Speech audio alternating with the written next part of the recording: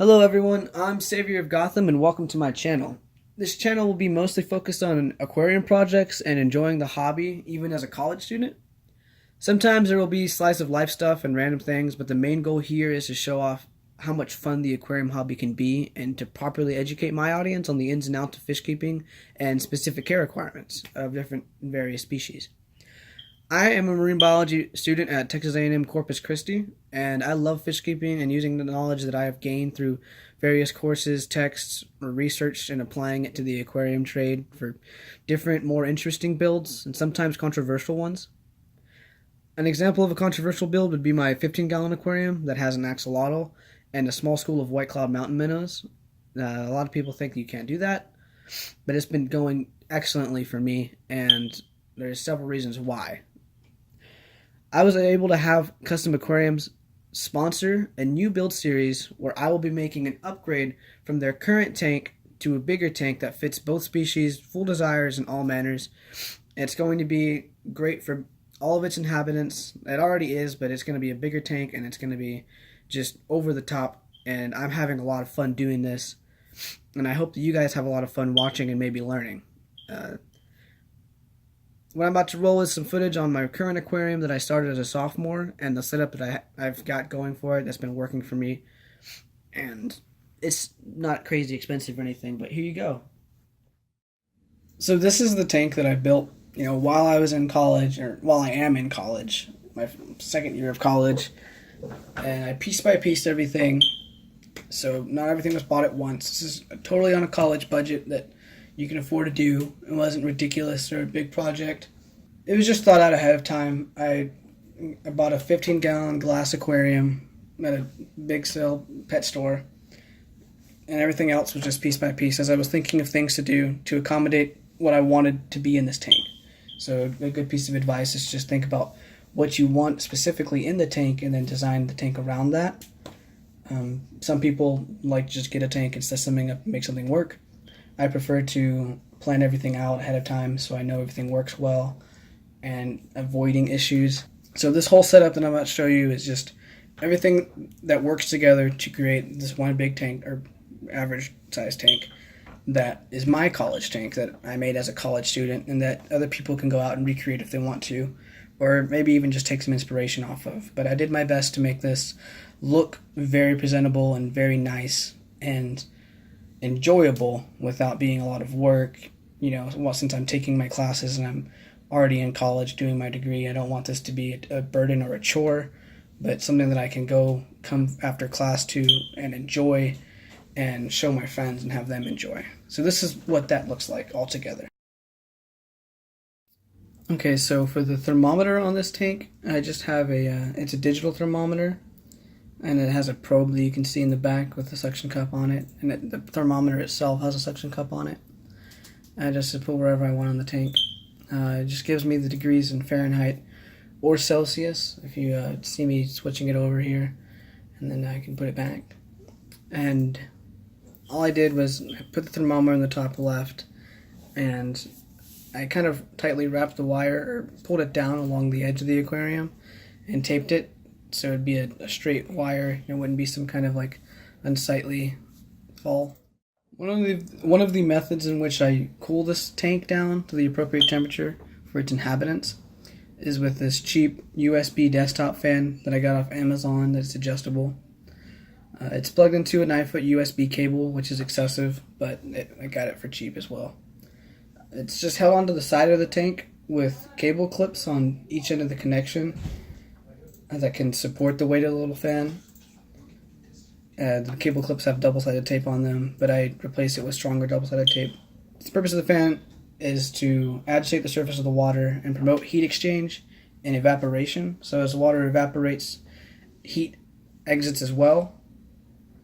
And the stronger it's pointed down at the aquarium, the more surface agitation you will have, and the lower the temperature of the tank, because there's more evaporation. If you back it off more and it just gently breezes over the tank, then it's going to have less evaporation and less heat loss. But really easy, really cheap, do-it-yourself way of cooling the tank down. The lighting on this aquarium is just a Fluval Aquasky 24 to 36 inch model. I only really use it for temporarily presenting the tank or appreciating it, or sometimes for like a nice night light to look at after dark. What you're seeing is a setting I customized to show off the tank and light it up for viewing or video. It's the dimmest light setting of white light with just a lot of blue hue added for a clearer color and visual. So here's the remote with all of its settings and color and weather pattern things, but this is the setting that I use for a nighttime light, just the lowest blue light, and then I'll usually up the blue hue by like 2 or 3 presses just to make it a little bit brighter. This is my display setting. I don't really use this much at all. It's just to show friends and whatnot and enjoy, but it'll stress the axolotl if it's left on for a while.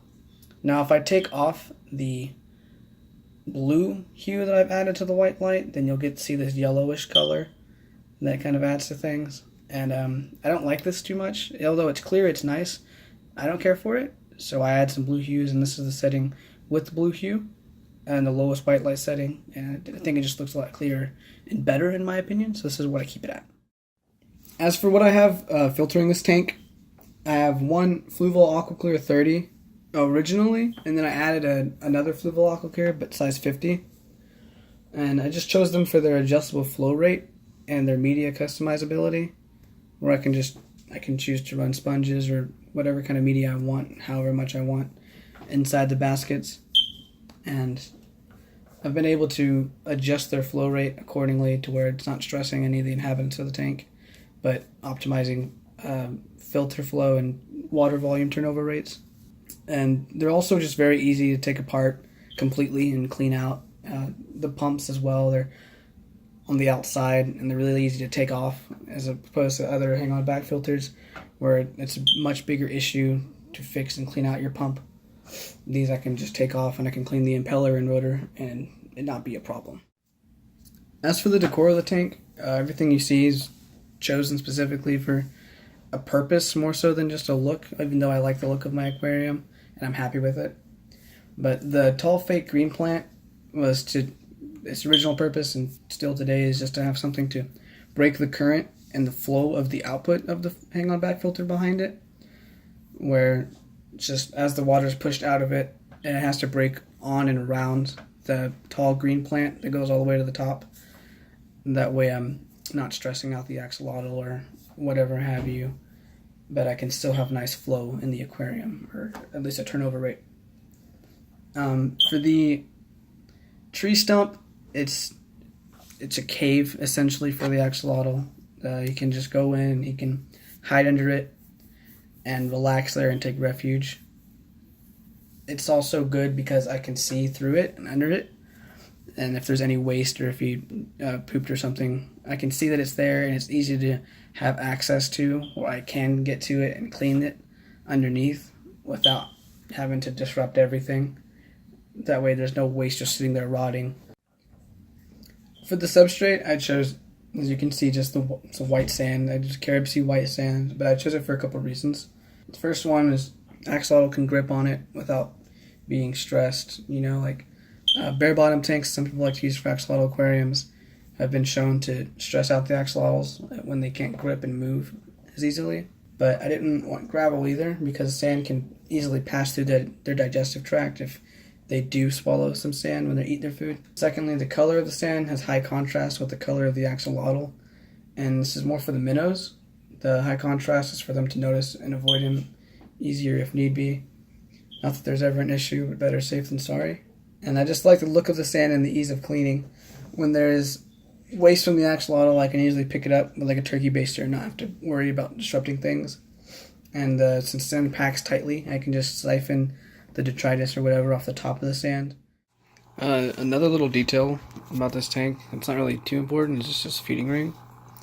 I prefer to have it, at least in this situation, just so the fish have a dedicated spot that they like to eat at. And this is the same kind of feeding spot for the fish and the axolotl. The axolotl is trained to a point to where when he's hungry, he sits just right here in the front right of the tank. He faces this way and he looks up, and that's how I know he's hungry, and I just know when to feed him and when he's full and he won't eat. So it's pretty forgiving in that aspect. And I have this placed right here, just over the most easily accessible area of the tank. So any uneaten food just falls. It's a controlled fall, just straight down basically, because the current, or not the current, the surface agitation isn't affecting this right here. So the food that's uneaten or that falls from this spot will just fall straight down, because I have current breaking there and I've got current breaking there, and this little ring right here prevents any surface agitation for the food to disrupt, go around. So it just falls over the most easily accessible area of the whole tank, and I don't have to worry about it. This black background is just a really cheap 97-cent or not even black poster board that I just cut to fit the back dimensions of the glass, of the back glass, and then just taped on with some electrical tape, and that was really it. Nothing advanced or expensive, just really easy Walmart thing. Now, the most important thing to this whole tank probably would be the power source. And it's just, I like to have really good cable management. All the mess would just be right here. All the cords are either taped down to the sides to follow the perimeter, or they're held in place with these, just like the fan is, with these cable clips that I have some really strong double-sided tape on the bottom of to hold the fan up, or to hold cord placement. But just a really good, this one's kind of splash proof. It's got these little turns to close things off, USB, etc. You don't need anything crazy. I just chose it because it was black, but it was also protected and grounded, and making sure that it's a safe distance away from your aquarium so you don't splash it and risk ruining or short-circuiting everything that runs your tank. So that's it. Thank you for watching. The next part in the series will be on what I received from Custom Aquariums and placing it in a new home that I just moved to. If you want to see how I make a tank customized to fit the best care for both species while also being stunning, then make sure you subscribe and hit the bell button so you don't miss a video. I'll see you guys next time.